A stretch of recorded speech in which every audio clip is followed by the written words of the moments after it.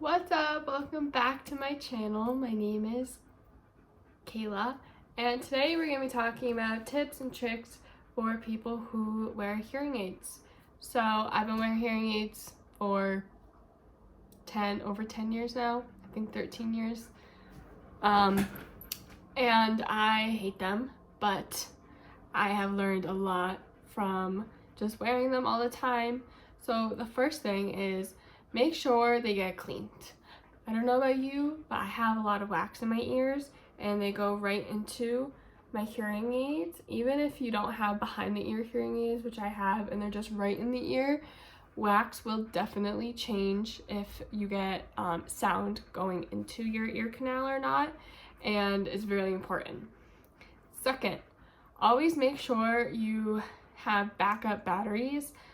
So I have the orange 13 pack batteries and they're supposed to last 10 to 13 days. But I found that they don't last into 13 days, maybe a week max.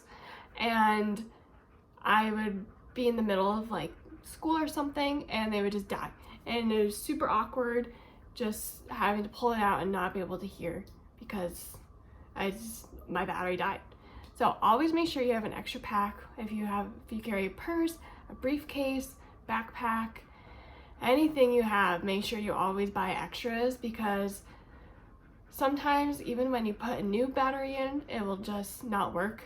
Sometimes there's just like battery duds, and then what is that, your last one, and then it will just, go downhill from there.